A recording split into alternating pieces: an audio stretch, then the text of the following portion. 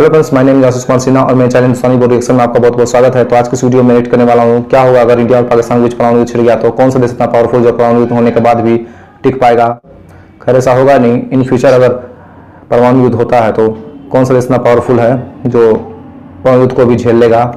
इससे हमारे एटमॉस्फेयर पे क्या इफेक्ट पड़ेगा, हमारे जीडीपी पे क्या असर पड़ेगा और भी बहुत कुछ जानने के लिए देखते रहिए इस वीडियो को। तो मैं जिस वीडियो अपडेट करने वाला हूँ तो इस वीडियो का ओरिजिनल लिंक मेरे डिस्क्रिप्शन में मिल जाएगा। तो आइए देखते हैं इस वीडियो को। तो काउंटडाउन शुरू करते हैं 3, 2, 1 एंड स्टार्ट। अगस्त 2020 में कश्मीर को लेकर बढ़ते तनाव के कारण पाकिस्तान के रेलवे मिनिस्टर शेख रशीद अहमद ने खुलेआम भारत को एक परमाणु जंग के लिए दुनिया के सामने ललकारा। पाकिस्तान के पास भी न्यूक्लियर है तो हमारे पास क्या है भाई? ये दिवाली की है क्या? अब हम सब ये जानते हैं कि Bharat no strike first policy का पालन करता है, यानी जब तक कोई भारत के ऊपर पहले तब तक भारत उस पर हमला नहीं करेगा, कभी भी प्रोएक्टिवली किसी देश पर अटैक नहीं करेगा। लेकिन फ्रेंड्स, अगर किसी दिन भारत पाकिस्तान के बीच असल में एक परमाणु जंग हो, क्या आपको ये पता है कि पूरी दुनिया बर्फ से ढक जाएगी, बर्फ से फिर से एक बार आइस एज कैसे हो जाएगा। And I'm not kidding, I'll prove it to you। अब I know आप सोचोगे कि यार एक परमाणु बम के फटने से तो आग लगेगी, फिर इसका आइस एज से क्या संबंध है? ये राज मैं वीडियो में आगे खोलने वाला हूँ। लेकिन जरा आप ये सोचो, अगर इस जंग के दौरान एक भी 300 किलो टन का परमाणु बम फट गया तो उसके कितने अंजाम हो सकते हैं। सिर्फ उस एक बम की तबाही पूरे 126 स्क्वायर किलोमीटर तक फैलेगी, यानी कि ऑलमोस्ट एक पूरा डिस्ट्रिक्ट वैसे ही खत्म है। और जहां पर बम फटेगा वहीं पर 70% लोगों के चिथड़े हो जाएंगे और उसके बाद हर जगह पे दिखेगा सिर्फ अंधेरा ही अंधेरा और नफरत और विनाश की बर्बादी। जिस नफरत की कीमत सिर्फ इन दोनों मुल्कों को ही नहीं बल्कि दुनिया के पूरे 90% आबादी को चुकानी पड़ेगी, जो भूखमरी से तड़प कर मरेंगे। लेकिन सिर्फ भारत और पाकिस्तान के बीच की इस जंग की कीमत पूरे दुनिया को क्यों चुकानी पड़ेगी? और अगर बाय चांस जंग होती भी है तो इस सारे विनाश के बाद आखिर जीत किसकी होगी, इंडिया या पाकिस्तान?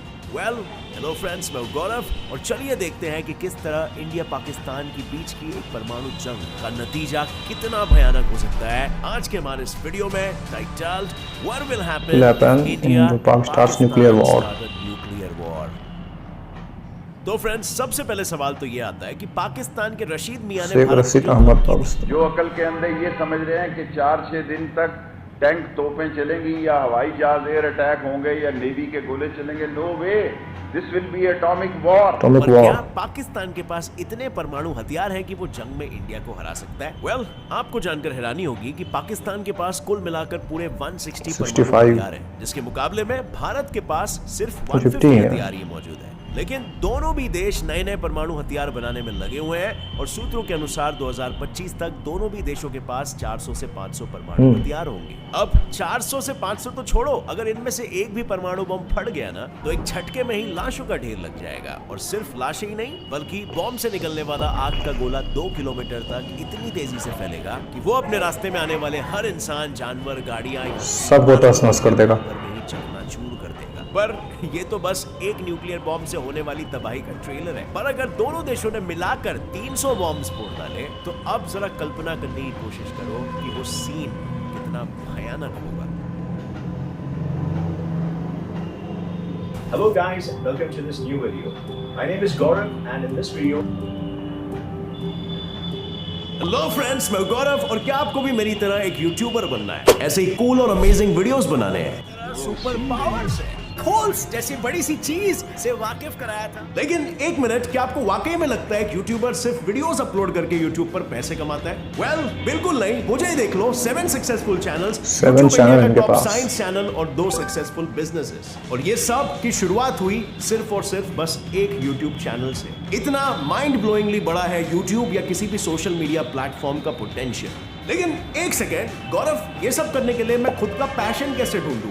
1 मिलियन सब्सक्राइबर्स कैसे गेन करूं? वायरल टॉपिक्स कहां से ढूंढूं? वीडियो बना के पैसे कैसे कमाऊं? एक चैनल तो खोल लिया, लेकिन अब दूसरा चैनल कैसे बनाऊं? और मोस्ट इंपॉर्टेंटली, ये यूट्यूब चैनल्स की मदद से बिजनेसेस कैसे खोल पाऊं? इन सारे सवालों के जवाब जानने के लिए हमें एक्चुअली में जाना होगा पास्ट में, पुराने गौरव से मिलने, उसके हजारों गलतियों से सीखने एंड मोस्ट इंपॉर्टेंटली उसके सक्सेस के सीक्रेट्स जानने। सो फ्रेंड्स, अगर आप रेडी हो मेरे साथ मेरे पास्ट के सफर पे चलने के लिए तो अभी डिस्क्रिप्शन में दिए गए लिंक पे क्लिक करो और इस कोर्स पे रजिस्टर कर लो, जहां पे आपको आपका खुद का पैशन ढूंढने से लेकर उसके अराउंड सोशल मीडिया में एक ऑडियंस कैसे क्रिएट करनी है और उस ऑडियंस की मदद से दूसरे चैनल्स कैसे खोलने हैं और उस चैनल्स की मदद से बिजनेसेस कैसे खोलने हैं, ये सब मैं आपको स्टेप बाय स्टेप बताऊंगा। पर्सनल स्टोरीज और pure 100% practical real life information के साथ, वो भी लाइव ट्रेनिंग मॉड्यूल्स के थ्रू, जिसमें आप मुझे क्वेश्चंस भी पूछ सकते हो जब तक आपको एक सेटिस्फैक्टरी आंसर न मिल जाए। वो बुलशिट बातें नहीं होंगी कि अच्छे वीडियोस बनाओ, कंसिस्टेंटली अपलोड करो वगैरह वगैरह। मैं आपको सीक्रेट्स बताऊंगा जो मैंने पर्सनली अपने एक्सपीरियंस से सीखे। मतलब जैसे M.Com मास्टर ऑफ कॉमर्स है, MSc मास्टर ऑफ साइंस है, वैसे सिर्फ 2000 रुपए में आप मास्टर ऑफ यूट्यूब बन जाओगे। अब फ्रेंड्स, वैसे तो इस कोर्स की रियल वैल्यू 20,000 रुपीज है, क्योंकि आपकी लाइफ तक चेंज कर सकता है, बट ज्यादा लोगों तक पहुंचे इसलिए हम ये सिर्फ 2000 में ऑफर कर रहे हैं। और अगर आप फर्स्ट 100 रजिस्टर करने वाले लोगों में से हो तो आपको ये कोर्स मिलेगा सिर्फ 1000 रुपए में। So click on the link in the description below and let's तो आप लोग जो भी यूट्यूब बनना चाहते हैं तो इसके डिस्क्रिप्शन ज्वाइन कर सकते हैं। वाली लड़ाई से तबाही के खौफ में सिर्फ हम नहीं बल्कि बहुत सारे देश हैं, इसीलिए यूनिवर्सिटी ऑफ कोलोराडो बोल्डर ने इस पर रिसर्च भी कर लिया है। और उस रिसर्च के अनुसार मान लो कि अगर भारत ने 100 परमाणु बम फोड़े और पाकिस्तान ने 150 फोड़े, तो ऐसे खतरनाक ब्लास्ट होंगे कि 2 करोड़ लोग मिनिमम परलोक सिधार जाएंगे और बॉम्ब से जो आग फैलेगी वो दूसरे 5 करोड़ से 13 करोड़ लोगों को चुटकियों में देगी। और अगर दोनों भी देशों ने मिलकर इससे भी ज्यादा बॉम्ब्स फोड़े तो जाहिर सी बात है मरने वाले की संख्या इससे भी दुगुनी हो जाएगी। और ऐसा मैं नहीं बल्कि यूनिवर्सिटी ऑफ कोलोराडो बोल्डर के एक रिसर्च ने कहा। पर चलो मान लेते हैं कि तुम दुनिया की उस आधी पॉपुलेशन का हिस्सा हो जो थानोस की चुटकी से नहीं मरे, यानी अगर तुम इस खतरनाक परमाणु बॉम्ब ब्लास्ट से नहीं मरे, तब भी तुम वातावरण में होने वाले बदलाव से रेडिएशन इतना फैलेगा कि कोई नहीं बचेगा। पाकिस्तान परमाणु जंग की वजह से दुनिया के वातावरण में ऐसे बदलाव आएंगे जो आइस एज जैसी कंडीशंस को पैदा कर देगा। और वेल ऐसा इसीलिए क्योंकि जब भारत और पाकिस्तान में परमाणु बॉम्ब्स फटने लगेंगे तो इसमें से पूरे 1500 से 3500 करोड़ किलोज का धुआं पैदा होगा, जो सिर्फ 2 हफ्तों में अर्थ के पूरे एटमॉस्फेयर में कैंसर की तरह फैलने लगेगा और धीरे धीरे पूरे दुनिया को अपने गिरफ्त में लेने लगेगा। बट ये धुआं कोई नॉर्मल आग लगने से निकले हुए धुएं जैसा बिल्कुल नहीं होगा। ये धुआं बना होगा ब्लैक कार्बन और रेडियो एक्टिव पार्टिकल से, और वो दोनों हवा में मौजूद सनलाइट से मिक्स होकर और भी गर्म हो जाएंगे, और गर्म होने की वजह से ये पार्टिकल्स और भी तेजी से फैलकर सीधा अर्थ के स्ट्रेटोस्फीयर लेयर तक पहुंच जाएंगे, और फिर ये धुआं वहीं पर ऊपर स्ट्रेटोस्फीयर में घूमते रहेगा और जमीन पर नहीं गिरेगा, जिसके कारण नीचे पूरा बर्फीला मौसम हो जाएगा, क्योंकि ये लेयर अर्थ के सनलाइट को अंदर घुसने से रोकेगा और इस वजह से हीट अंदर अर्थ में नहीं आ पाएगी। जैसे फॉर एग्जांपल मैं आपको आसान शब्द में बताता हूँ, अगर आप अपने रूम में एसी शुरू करके बैठते हो तो आप नोटिस करोगे कि फर्श सबसे ज्यादा और ठंडी होती है। वो इसीलिए क्योंकि ठंडी हवा हैवी होती है और वो नीचे ही सेटल हो जाती है, और बिल्कुल उसी तरह बॉम्ब ब्लास्ट से निकला हुआ सारा गर्म धुआं ऊपर स्ट्रेटोस्फीयर में ही सेटल हो जाएगा, और उस धुआं के थिक कवर के कारण सूरज की किरणें जमीन तक नहीं पहुंच पाएगी, जिसके कारण दुनिया भर में एवरेज तापमान 2 से 5 डिग्री सेल्सियस तक कम हो जाएगा, और अर्थ का नॉर्थ वेस्ट रीजन तो पूरा बर्फ में ही जम जाएगा। लेकिन क्या ये धुआं कभी भी पृथ्वी के ऊपर से हटेगा नहीं? वेल, इसे पूरी तरह क्लियर होने में लगभग 10 साल लग जाएंगे, और तब तक आइस एज जैसी कंडीशंस में जिंदा रह पाना पॉसिबल नहीं हो पाएगा। हमारे पूर्वजों का एग्जाम्पल ले लो, वो पिछले 2 आइस एज सर्वाइव कर चुके हैं, लेकिन उस वक्त आइस एज एकदम से नहीं आया था, वो धीरे धीरे तब्दील हुआ था, और उसी की वजह से धीरे धीरे हमारे पूर्वज भी उस हिसाब से इवॉल्व हो पाए। बट अगर एकदम से आइस एज आ जाता है तो सीधी सी बात है कि पृथ्वी के मोस्ट ऑफ दी प्राणी उस तरीके से इवॉल्व नहीं हो पाएंगे, और पृथ्वी के फूड चेन्स और इकोसिस्टम पर मैसिव डिजास्टर्स होने लगेंगे। अब हम इंसान तो झोल झपाटा करके 10 साल कैसे भी करके निकाल लेंगे, फिर भी हम नॉर्मली कभी नहीं जी पाएंगे, क्योंकि जब न्यूक्लियर बॉम्ब फटेगा तो आधे से ज्यादा साउथ एशिया के ऊपर का ओजोन लेयर फटकर उसमें एक बड़ा सा होल हो जाएगा, और इसी के कारण जब स्ट्रेटोस्फीयर से धुआं क्लियर होगा तो इस ओजोन लेयर के होल से सूरज की अल्ट्रावायलेट रेज बिना फिल्टर हुए जमीन पर आ गिरेगी, जो कि हमारे स्किन को जलाकर पिघला देगी, और साथ ही इससे हमें स्किन कैंसर अन्य बीमारी होने के चांसेस भी काफी बढ़ जाएंगे। अब धुआं हटने के बाद बारिश तो होगी, पर दुनिया भर में रेनफॉल का प्रेसिपिटेशन परसेंटेज 15 से 30% तक कम हो जाएगा, यानी बारिश के गिरने के चांसेस 30% से कम हो जाएंगे, और इंडिया में तो मान लो नियरली 0% हो जाएगा। और जो भी बारिश जहां पर भी होगी वो भी हवा में मौजूद पार्टिकल्स के साथ मिक्स होकर एसिड रेन होगी, और ये पार्टिकल्स इतने छोटे होते हैं कि वो बड़ी आसानी से हमारे लंग्स में घुसकर हमें अस्थमा, क्रॉनिक ब्रोंकाइटिस जैसी बीमारियों का शिकार बना सकते हैं। पर ये तो हमारी बात हुई। अगर ये एसिड रेन धरती पर पड़ेगी तो सारी जमीन पूरे 70 सालों तक बंजर 70 सालों हो जाएगी। तक। क्योंकि एसिड रेन्स मिट्टी में मौजूद जो पेड़ पौधों को उगने के लिए जरूरी है वो मिनरल्स और न्यूट्रिएंट्स को डिस्ट्रॉय कर देता है। और अब जिस पृथ्वी पर ना सूरज की किरणें बराबर जमीन पर पहुंच पाएगी, ना ही बारिश का कोई ठिकाना होगा, तो कुछ उगने का तो सवाल ही पैदा नहीं होगा। और इसी वजह से पूरा इकोसिस्टम, फूड चेन बर्बाद हो डिस्ट्रॉय जाएगा। हो जाएगा। धीरे धीरे फूड शॉर्टेज होने लगेगी और करीबन 200 करोड़ लोग भूख 200 करोड़। मर जाएंगे। और वहीं पर एस्टीमेट्स के अनुसार अगर ये जंग में सारे ही परमाणु बॉम्ब इस्तेमाल हुए तो समझ लो फिर तो 90% दुनिया की आबादी भूखमरी के कारण मर जाएगी। यानी कि जंग में जीतने वाला जीत कर भी हार जाएगा, कुछ बचेगा नहीं तो जीतने कैसा। बट क्या आपको लगता है भारत और पाकिस्तान में से कोई भी देश जीत के काबिल बचेगा इसके बाद? वेल, शॉर्ट टर्म में मे बी वो अपनी जीत को सेलिब्रेट कर ले, बट लॉन्ग रन में नहीं। परमाणु जंग में सिर्फ उसी देश के टिकने के ज्यादा चांसेस होते हैं जिसके पास परमाणु बॉम्ब को रोकने के भी हथियार हो। डिफेंस और पावर। ऐसा ही एक सुरक्षा कवच भारत के पास है, पर पाकिस्तान के पास ऐसा कोई भी कवच नहीं है। जी हाँ, मैं बात कर रहा हूँ anti ballistic missile defence system के बारे में, जिसे मिसाइल डिफेंस सिस्टम भी कहते हैं। यूएस, रशिया और इजराइल के बाद भारत दुनिया का चौथा देश है जिसके पास ये डिफेंस सिस्टम देखने को मिलेगा, क्योंकि पाकिस्तान से आने वाले आधे से ज्यादा परमाणु बॉम्ब्स को तो हवा में ही मार गिराएगा। और गर्व की बात तो यह है फ्रेंड्स कि हमारे पास ऐसे 2 सिस्टम्स मौजूद है।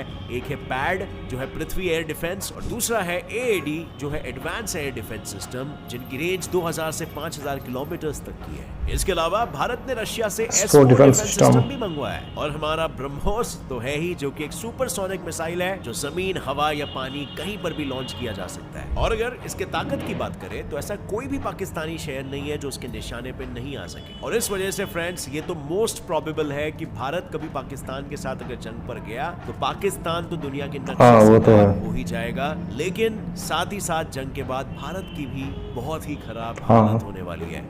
अरे रुको, जाने से पहले 3 कैपेबल लोग जिन्हें मैं खुद सिलेक्ट करूंगा, जो मेरा कोर्स अटेंड करेंगे मास्टर ऑफ और अपना यूट्यूब। खुद का चैनल बनाएंगे, उन्हें मैं फीचर करूंगा पर्सनली अपने चैनल। तो जल्दी रजिस्टर करो। पहले 100 लोगों के लिए कोर्स प्राइस है सिर्फ 1000 रुपए। Click on the link in the description and let's get set fly.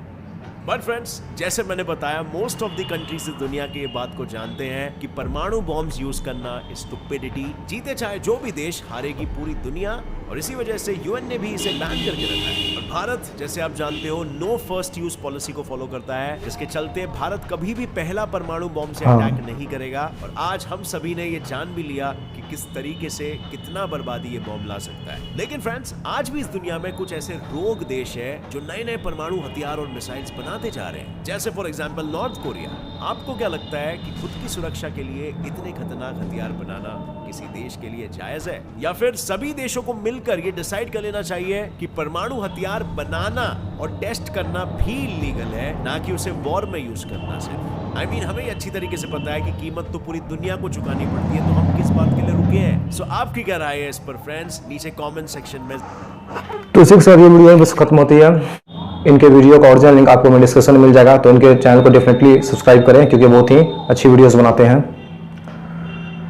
तो अब बात करते हैं भारत पाकिस्तान में अगर परमाणु युद्ध छिड़ गया तो आपने देख ही लिया कि क्या क्या होने वाला है। इसलिए ऐसा इन फ्यूचर होगा भी नहीं और ऐसा होना भी नहीं चाहिए। अगर ऐसा होता है तो कोई नहीं बचेगा। सबसे बुरा असर हमारे एटमॉस्फेयर पे पड़ेगा, जीडीपी पे पड़ेगा।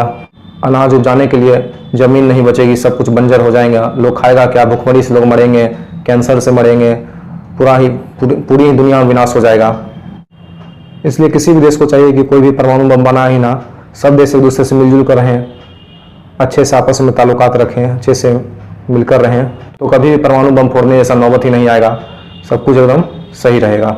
तो अगर आपको ये वीडियो पसंद आई हो तो इस वीडियो को एक लाइक जरूर कर दें, शेयर भी कर दें और मेरे चैनल को सब्सक्राइब जरूर करें ऐसे इंटरेस्टिंग वीडियोस देखने के लिए। So thanks for watching, see next video, bye bye.